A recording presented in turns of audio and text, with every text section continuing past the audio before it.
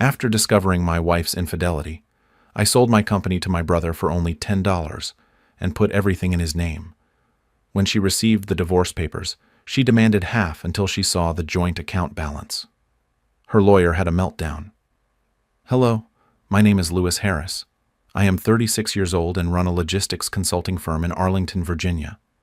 I have been married to Valeria Cooper, 35, for 8 years.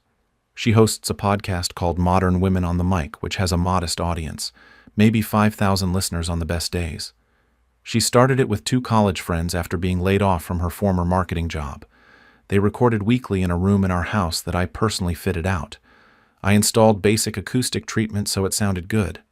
Nothing luxurious but functional. In total, I invested about $2,500. I bought acoustic panels, a decent mixer, 3 microphones with their respective shock mounts, curtains that helped with sound, and adequate lighting. That day, when I got home, I noticed something strange. It wasn't a quiet silence, but an uncomfortable one. I left my briefcase on the stairs and headed to the kitchen expecting to hear her recording. But no. What I heard were loud moans, with no intention of being discreet. I followed the sound down the hall until I reached the room where she used to record. The door was ajar. That was when I saw Valeria with her back against the wall, entangled with a guy. He looked like the sound technician she had mentioned hiring a few weeks ago. He couldn't have been more than 25 and was still wearing a ridiculous beanie. The worst part is they weren't even using the part of the room where I had installed all the equipment. They were next to the untreated wall. For some reason, that detail stuck with me. They didn't even care to take advantage of what I had prepared. The guy was the first to see me. He went pale and started pulling up his pants. I stood frozen in the doorway. "What the hell?" I blurted out. Valeria's head snapped around. She didn't look embarrassed, but annoyed. She adjusted her clothes as if she had just finished a workout routine. "I thought you were going to be in Houston until Sunday," she said. "Yeah, right," I replied in a cold voice. "That's why you brought him to our house." The technician tried to sneak away, muttering something like, "Sorry, man," without looking me in the eye. "You better get those up," I told him as he fled down the hall. Valeria crossed her arms. "Great. Now I'll have to find another editor." And that's where I lost it. After 8 years of marriage, that was the only thing she was worried about. "Are you serious right now?" I yelled, hitting the doorframe so hard my hand hurt. "I find you having sex with a kid in our house, and the only thing you care about is your damn podcast." Valeria stepped back a little, surprised. She had never seen me yell. "Lower your voice," she said defensively. "The neighbors will hear you. Now you're worried about the noise? Because a while ago you didn't seem to care. It was a momentary thing. It's not a big deal. We've been bad for months. Don't act surprised." Problems to her meant she was distant, irritable. To me, it meant I was working longer hours to get new clients. What we were going through was a normal crisis, not an excuse to sleep with the technician. I took a deep breath. The rage turned into something colder. "You know what? You're right. It's not a big deal." I turned around, picked up my bag, left, got into the car, and drove to my brother Gabe's house across town. He met me with a key in his hand without saying anything. That night, sitting on his balcony, I told him what had happened. "God," he said, shaking his head. "And she didn't even apologize. She acted like you interrupted a work meeting." I responded as if I were the one who had to apologize. Gabe laughed bitterly. "Classic Valeria. Remember when she arrived 3 hours late to my wedding rehearsal because she was networking? Then she got mad when Mom said something." I remembered it, as well as the day she forgot the launch party for my company, or when, around the 3rd year of marriage, she simply stopped asking me how my day went. "She did that at Dad's funeral too," Gabe added. "She was on her cell phone during the ceremony. She said it was something urgent from a client, and later I saw her posting on Instagram." And at that moment, everything clicked. It was no longer about love or even betrayal. It was about respect. Valeria didn't just cheat on me, she completely erased me from the equation, and I wasn't going to be the broken husband. I was going to make sure she regretted having undervalued me. The next morning, I sat across from the senior attorney, Ms. Delaney, in her 12th floor office in Alexandria. It was raining, the drops hitting the windows as I laid out my plan. "No pleasantries," I said, sliding a folder across her desk. "I want to transfer 70% of my consulting firm to Gabe." She raised an eyebrow. "For how much?" $10. She leaned back in her chair. "Louis, you know what I'm going to say." "I know, but say it anyway." She opened the folder, flipping through the documents. "If you make this transfer right before the divorce, they are going to question it as a fraudulent maneuver. No judge is going to ignore the timing." "That's what I want to happen," I replied. That caught her attention. "Explain." "Valeria won't go straight for the money. She'll play the negotiation game. But if she thinks this company is the big prize, she'll go all in. That way, I force her to fight for something that legally doesn't belong to her." "But you inherited that business from your father before you got married, and she's going to argue transmutation," she said, spinning her pen. "That the value was commingled, that what you did during the marriage increased the capital." "Let her try. It's a long road full of paperwork. The only thing she will prove is that I built something valuable, not that she was a part of it. She doesn't even know exactly what the company does. She just repeats something about trucks." The lawyer observed me carefully. She had a reputation for being precise, methodical. She was the one executives called when things got ugly. "You're not playing defense," she said finally. "You are declaring war." "Exactly." "Good. We will sign the date today, but we will postpone the execution 36 hours before the process begins. That way, we have a small margin for maneuver." I am timing everything to the second. Gabe knows he's going to become the legal target. I smiled softly. It was his idea. What I didn't tell the lawyer was that Gabe and I had already spent 3 hours the night before planning every financial step he needed to take. He studied economics before founding his own software company. He always had a clearer view of the chessboard than I did. He understood it as if he were born to anticipate every move. A week later, I was standing in line at the bank, ready to authorize 2 financial movements that would undoubtedly make Valeria's future legal team lose their minds. First, a transfer of $38,000 from my personal business account to Gabe's software development company as an investment for expansion. That account was exclusively mine, opened 2 years before I even met Valeria. The second transfer was for $27,000 to settle commercial debts that I had personally guaranteed at the time to implement a warehouse management system that ultimately never delivered on its promises. Despite personally guaranteeing that loan, I had kept it off the main accounting books. Settling it at that moment had a double purpose, eliminating any trace of marital liability and reducing the net value that could be considered in a judgment. "Mr. Harris," the bank manager called me, coming out of her office. "We've flagged these transfers for review." Of course they had. I spent over an hour in her office explaining everything. I showed the source of the funds, the business relationship with Gabe, the validity of the debts. I provided the company's operating agreement, the expansion plan, the loan documents, everything in order, dated, and perfectly organized. Finally, she nodded. "Everything seems to be in order, but it's a very curious time to do it." "Sometimes timing is everything," I replied. When I left the bank, the funds were already in motion. Ms. Delaney had signed every document: investment agreement, debt payment confirmations, bank confirmations, everything backed up, all legal.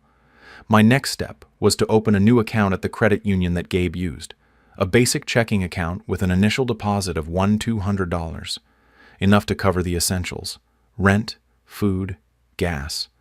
A way to start clean, with no transfers from shared accounts, nothing Valeria could detect or claim.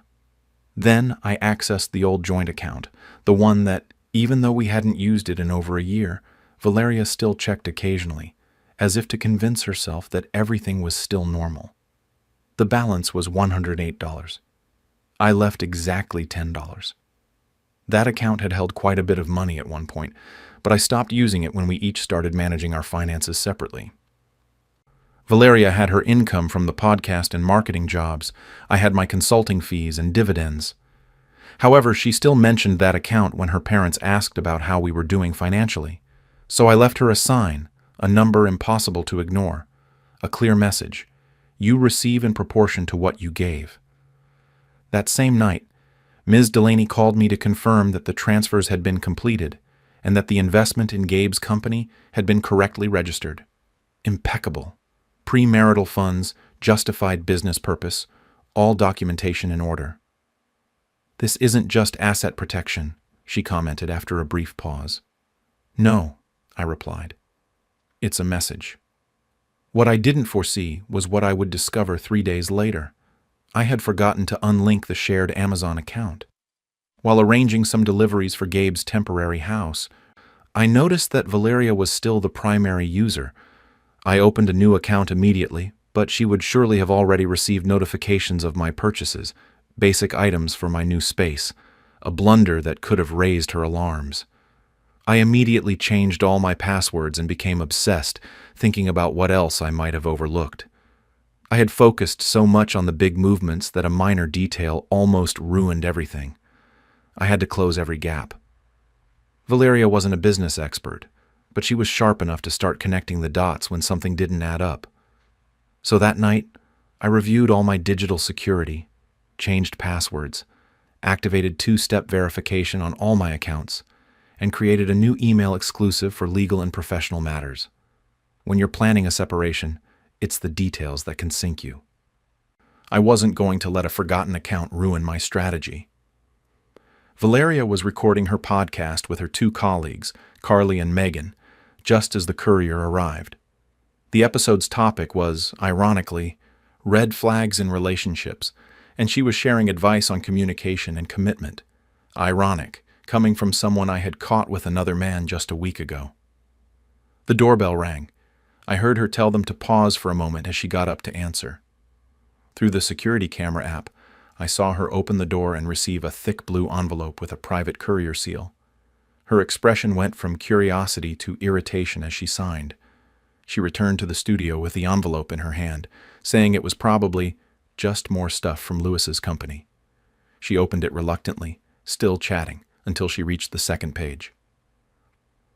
She went silent. "Valeria?" Carly asked. "Are you okay?" Her face transformed. It wasn't sadness or surprise, it was pure rage. "That calculating bastard," she muttered, forgetting that the microphone was still recording. "What happened?" Megan asked.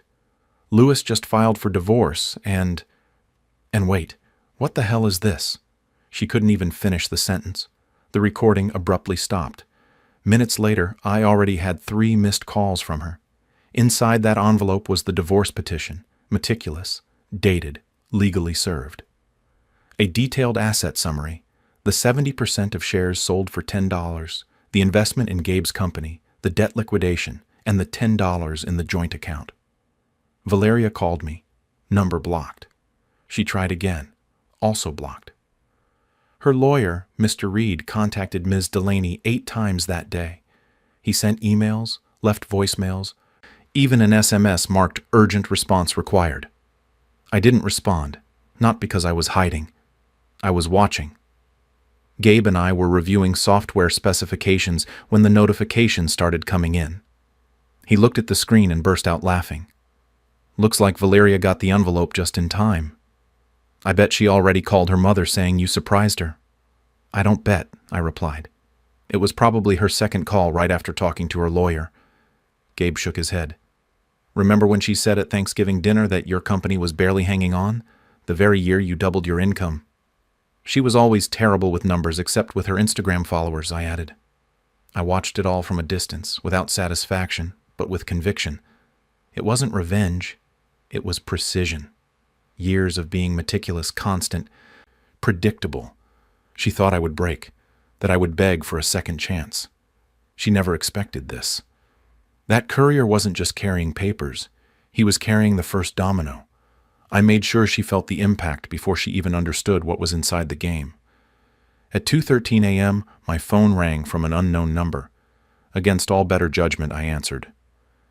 "Coward," Valeria stammered. "You weren't even capable of talking to me first. Just papers and lawyers. Like you talked to me before sleeping with your sound technician," I blurted out without thinking, and immediately regretted it. "That was different," she snapped. At least I didn't hide money or try to steal everything from you. I'm not discussing this, Valeria. Talk to your lawyer. I will, she said, her voice now icy. And when I'm done with you, you're going to regret starting this game. You think you're so smart, but you have no idea what's coming. She hung up. I sat in Gabe's guest room wondering if I hadn't made a tactical mistake by answering that call. A voicemail with that message would have been better evidence. I recorded the call details and the exact time in a document. I was keeping a detailed log of every interaction. You never know what might become relevant later. I had already read enough divorce horror stories on forums like Reddit to understand that documenting everything was essential. The next morning, I woke up to 3 messages from Valeria sent at 3:47 a.m. The first said, "Do you really think you're so smart with your little business tricks?" The next, "My lawyer says what you did is illegal." And the last, "I hope it was worth throwing 8 years down the drain." I took screenshots. As always, I didn't reply. It was just more material for the file. It didn't take long.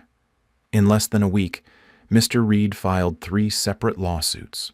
One alleged that the transfer of shares in my company had been a fraudulent act. Another requested an order to stop the investment made in Gabe's company. And the third sought to freeze all my remaining assets until the court could review them, and that was just the start on the legal front. Then the personal attack began. The first blow came in the form of messages from acquaintances. Valeria says you emptied all the accounts and left her with nothing. Is that true? Or, I heard everything got chaotic between you two. She's devastated. Why did you drop the divorce papers on her like that out of the blue? I replied with facts, straight to the point. Valeria cheated on me. I filed for divorce. All financial decisions are documented and completely legal. Then came the call from my mother. She used my full name, which was never a good sign. "Louis Alexander Harris," she began sternly. "Did you really empty your accounts before filing for divorce?" Valeria's mother called me crying. She says you're financially abusing her daughter, that you've been planning all this for months. I rubbed the bridge of my nose, already exhausted. "Mom, Valeria was unfaithful." There was an awkward silence. "That doesn't mean you can take everything." I was about to retaliate, but held back. "Can we talk later? I'm about to go into a meeting with my lawyer." "Just tell me you're not acting out of revenge," she insisted. "That's not what your father and I taught you." I wanted to talk about assets acquired before marriage, about legitimate business transactions, but I knew she wouldn't understand. She always had a special soft spot for Valeria. I simply replied, "I am doing everything legally and fairly. That's all I can say for now." "Well, Karen says Valeria is devastated," she sighed. Of course, Karen, her mother, would say that. She would never admit to a version of events where her daughter wasn't the victim. In the early years, I found it endearing that my mother and Valeria were so close. Now it just felt like another battle to fight. Valeria knew perfectly well the impact involving our mothers would have. When Ms. Delaney, my lawyer, received the court documents, she called me immediately. "She wants everything," she said, pointing to the folder on her desk. They alleged the sale of shares was a maneuver to prejudice the marital estate. I put my coffee on the table without showing a reaction. "Let them try," I said. "They have also requested an emergency hearing," Ms. Delaney added. "They want the judge to annul the transfer immediately and issue retroactive financial controls. They think they will intimidate you." "Will they succeed?" she asked. I didn't answer. We saw each other in court 3 days later. It was a common family law courtroom with uncomfortable benches and fluorescent lights. Valeria was sitting next to Mr. Reed wearing an outfit carefully chosen to project responsibility, discreet makeup, a sober jacket, an expression of dignified victimhood. She only looked at me once, narrowing her eyes before looking away. Mr. Reed stood up and began his performance. He spoke of betrayal, deception, financial manipulation. He showed the investment contract as if it were evidence in a criminal case. "Who transfers $65,000 days before filing for divorce?" he asked, addressing the judge. When he finished, Miss Delaney stood up. She didn't need notes or theatrical gestures. She calmly explained that the consulting firm had been inherited before the marriage, that its growth was clearly documented, and that it had always been managed under prenuptial structures. "Inheritances are separate property under state law, Your Honor," she said calmly, "even if the plaintiff dislikes the timing of the transaction." Regarding the investment, she presented certified LLC documents, the business plan, and bank records from accounts opened 2 years before the marriage. The funds were never commingled with marital assets. The investment has a legitimate purpose and is completely documented. The judge reviewed the papers slowly. Reed was seething with frustration. Valeria kept her back straight, jaw clenched. Then came the preliminary, but decisive, ruling. The annulment of the share transfer was denied. The request to reverse the investment in Gabe's company was rejected, and Valeria was granted a temporary spousal support amount lower than requested. The request to cover her legal fees was also denied, with the judge explicitly pointing to the income she received from her podcast and marketing jobs. Valeria stood up abruptly. "This is—" The judge looked up. "Excuse me, Miss Cooper, anything to add?" "He planned this for months. He's hiding money." The judge took off his glasses. "Ms. Cooper, if you don't sit down right now, I will find you in contempt." "But he—" "Sit down," the judge interrupted tiredly but firmly. "This court is based on evidence, not unsubstantiated accusations." Valeria sank back into her chair, her face flushed. Silence took over the courtroom. The judge resumed speaking. "As I was saying, the emergency motions are rejected. We will address these matters in the regular discovery process." And before closing, he issued a direct warning. "I suggest both parties avoid emotional outbursts. They benefit no one in this room." Upon leaving the courthouse, Ms. Delaney adjusted her glasses and exhaled. "It could have been worse," she murmured. "Judge Wilson doesn't usually tolerate scenes." "He felt sorry for her," I commented. That same night, Gabe sent me a screenshot of Carly's Instagram story. It showed Valeria with her and Megan at a bar. The superimposed text read, "Supporting our girl amidst the storm. Men ain't worth nothing." "Classy," Gabe wrote to me. "She cheats. You file for divorce, and it turns out you're the bad guy." I was eating a quick dinner while reviewing client reports when I received a message from an unknown number. It was Valeria's sound technician, the same guy I had caught her with. "Hey, just wanted to apologize. I didn't know she was married." "Of course." I didn't reply. I just took another screenshot for the file. Shortly after, a carefully orchestrated social media campaign began. It didn't come directly from Valeria, of course. She was too astute for that. But Megan, the most scandalous of her podcast colleagues, posted a long rant about men who use economics as a weapon in divorce and how the system favors cold, calculating husbands. She never mentioned me by name, but she gave so many details that anyone who knew us knew exactly who she was referring to. She ended her post by inviting people to support women victims of financial manipulation by subscribing to their show. That afternoon, one of my clients sent me an email. "Everything okay? I've seen some concerning posts from people connected to you." Then 3 similar messages arrived. I wrote a simple professional response to my client list, clarifying that I was going through a divorce process, that some unfortunate messages might be circulating, but that my company's operations remained firm and unaltered. I thanked them for their understanding and discretion. 2 days later, Gabe called me. "Brother, a friend of Valeria's just tried to contact me on LinkedIn." "Carly or Megan?" I asked. "Megan. She immediately wrote asking if I had pressured you to hide assets through my company." I couldn't help but let out an incredulous laugh. "And what did you tell her?" "Nothing yet, but I took a screenshot. Send it to Ms. Delaney." That same night, I received a message from a number I didn't recognize. "You think you're so smart with your financial games? Everyone will know what kind of man you really are." I didn't reply. I just documented everything and sent it to Ms. Delaney. The next day, she filed a request for a restraining order against Megan for harassment and included it in our counterclaim against Valeria for being behind a defamatory campaign. The judge immediately approved the order. Megan was prohibited from contacting me, approaching my home or office, writing about me on social media, or interacting with my business partners. Valeria's lawyer tried to disassociate her, saying she had nothing to do with Megan's actions, but the judge was not convinced, especially when Ms. Delaney presented messages recovered during the discovery phase where Valeria and Megan discussed ways to pressure Lewis. The next episode of Valeria's podcast was surprisingly moderated. She only limited herself to mentioning that she couldn't talk about certain personal matters due to legal issues. I thought things would take a more formal course after that. I was wrong. The next morning, I went to the parking garage of the building where Gabe worked and found my car with a huge scratch all along the driver's side. The paint was scraped down to the metal, from the front light to the tail light. Curiously, the security cameras in the place failed that night. I had no proof that Valeria was responsible, but the coincidence was too convenient. The damage cost $3,200. I filed a police report, although I knew it would lead nowhere. Ms.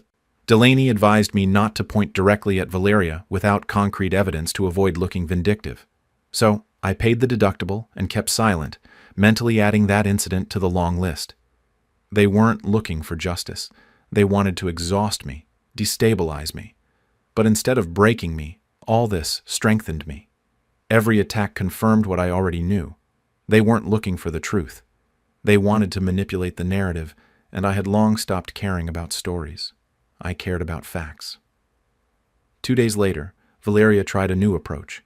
She showed up at my office without warning, asking my assistant if she could talk to me. 5 minutes. Luckily, my assistant had already been warned and politely but firmly told her that she should contact my lawyer. Valeria left a note saying she wanted to fix things directly, that she was tired of lawyers, as if this was about saving on fees and not about accepting that she was losing. I gave the note to Ms. Delaney, who added it to the growing file of Valeria's attempts to circumvent legal channels. If she really wanted to talk, she could do so through formal mediation, but that wasn't what she wanted. She was looking to catch me off guard. The following week, Valeria's mother called mine 3 times, crying, claiming I was ruining her daughter's life. To my surprise, my mother finally began to see beyond the drama. I told her that if Valeria hadn't cheated, none of this would be happening, she commented to me. She hung up the phone. Ms. Delaney recommended I stay completely off social media. No posts, comments, or reactions. I complied. Although it was difficult to watch Valeria shape her narrative without opposition. Posts about new beginnings, vague phrases about toxic situations, and a lot of support from her audience, who had only heard her side. Meanwhile, our lawyers exchanged endless documents, financial statements, depositions, interrogatories, requests for information. The divorce machinery continued its course while the emotional drama unfolded before the public. But it was precisely the discovery process that ended up turning against Valeria. It all started with an affidavit of income that her legal team presented. It reflected a modest income from the podcast, some marketing contracts, and little savings. At first glance, it seemed realistic. She is declaring less than $22,000 in liquid assets, Ms. Delaney observed, analyzing the numbers. She claims most of her income goes to operating expenses and her investments. She's lying, I asserted. Last year she made 3 business trips to Miami. She bought a MacBook Pro to edit her show when she doesn't edit anything. And she's leasing a BMW that costs more than our mortgage. Then we'll dig deeper, she replied with a slight nod. Our forensic accountant was meticulous. He tracked everything. Venmo history, PayPal accounts, even a content creation LLC she had registered without telling me. We found undeclared income from sponsored content, conferences billed through Carly's husband's company, and an extra job consulting for a female lifestyle brand. Then we found the secret account, $43,000 in a different bank, opened in her maiden name and with her parents' address, money she had been transferring from our joint accounts for 3 years in small amounts. What completely ruined her version was that she had left her session open on our shared laptop. Another oversight. Valeria used it to enter our investment account after I moved out, and from there transferred another $2,000 to the hidden account. The digital evidence was irrefutable and completely destroyed her narrative of being a financial victim. Ms. Delaney laid it all out in court, every figure, every date. Valeria's lawyer tried to justify it by saying they were emergency savings and that she didn't feel safe discussing it with me. The judge was not fooled. He didn't shout or lecture. He just leaned forward and calmly said, "Ms. Cooper, covertly withdrawing marital funds over several years does not qualify as preparation for emergencies." The judge was clear. That constituted dissipation of marital assets. Valeria's face immediately flushed. She remained looking straight ahead as if the words didn't touch her.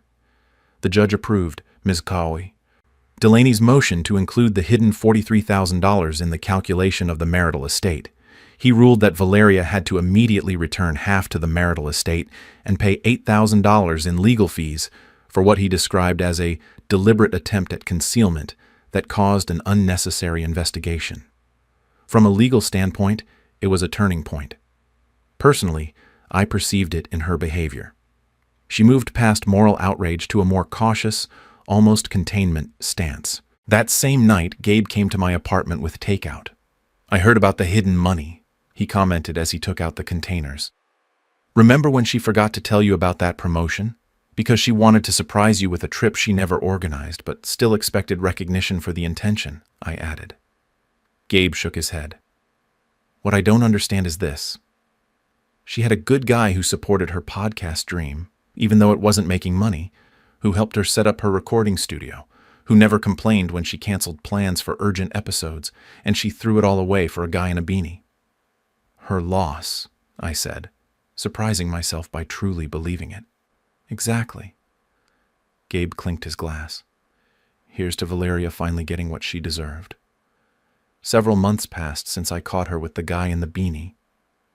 We were finally at the final hearing. There was no drama, just a sense of closure. Mr. Reed still represented her, but his focus changed. He no longer demanded half of my company. Now he was only seeking a better spousal support agreement. He was no longer trying to destroy me, just to salvage what he could. Judge Wilson had reviewed everything: financial statements, valuations, asset lists. There were no emotional speeches, just facts and figures. He ruled that the transfer to Gabe was valid. The company was an inheritance, remained separate property, and the transfer was correctly documented. "The court finds insufficient evidence to annul the operation," the judge said, then paused. "However, it recognizes a marital interest in the business's growth during the marriage and assigns Ms. Cooper an equitable share of $5,000. Ms. Delaney didn't react. We had already anticipated that. What mattered was that the transfer was not invalidated.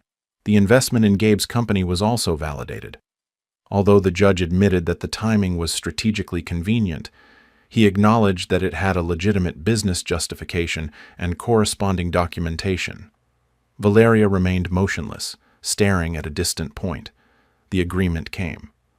Reed started by asking for $6,000 a month for 5 years. In the end, Valeria left with a total of $32,000 in installments over 18 months. The judge considered her earning capacity and her concealment of assets as key factors in reducing the amount. "Do both parties accept the terms?" he asked. "Do I have any other option?" Valeria replied in a faint voice. "You can appeal, Ms. Cooper, but based on what has been presented—" "I would not recommend it," the judge replied. She nodded once. "Then I accept." As we stood up, her purse fell to the floor, scattering its contents. As she gathered her things on her knees, she looked at me with unexpected tears in her eyes. "I hope it was worth it," she whispered, just loud enough for me to hear. "Yes, it was worth it," I replied without hesitation.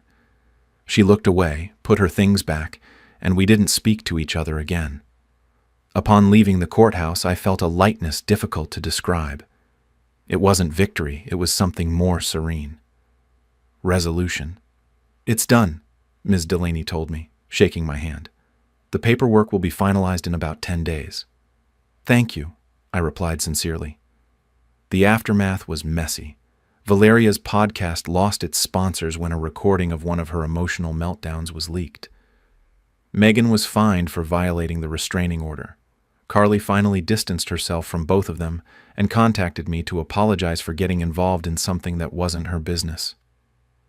Valeria did not return to Houston as she had threatened, but remained in Arlington, working for a marketing agency and posting ambiguous messages on social media about healing and moving forward. The podcast continued, now solo, with a very reduced audience. My friendship with Dave, our mutual friend and my former roommate, was also lost. He tried to remain neutral, but one day he stopped returning my calls. I learned that he and his wife still meet with Valeria for breakfast once a month. There are bonds that simply do not survive the gravity of divorce. What surprised me the most was not how the legal system worked, or even Valeria's reaction, but the speed with which the narrative changed once money entered the scene. At first, our friends supported her, the wounded wife, betrayed by a cold husband who dropped divorce papers on her out of the blue. But when the facts came to light, her hidden accounts, her expenses, those same friends fell silent. 6 months after the divorce, Gabe's company launched its logistics management platform. In a few weeks, we already had 2 major shipping companies as clients. The $38,000 investment tripled in the first year. My consulting firm reinvented itself and now specializes in supply chain resilience for mid-sized companies. We are smaller, but more profitable. We work with those who value knowledge, not volume. I bought a townhome closer to downtown. It's not ostentatious, but it's quiet. And best of all, there are no microphones everywhere or arguments about every little thing. It's a place where I can leave the door open and feel peace without being mindful of every gesture or every word. Many think that in a divorce you win if you keep more things, but for me, the real triumph was having regained my autonomy, not having to explain myself, not having to apologize for being who I am. I freed myself from the role others expected me to play, and that is honestly priceless. Valeria, someone recently told me, is still in Arlington, working in marketing and posting motivational quotes on social media, dating a guy who, according to her, understands her vision. I have nothing to wish her, good or bad. I just know that everyone carries the burden of their decisions and what those decisions leave them looking at in the mirror. I chose to start over without noise, without masks, without loose ends.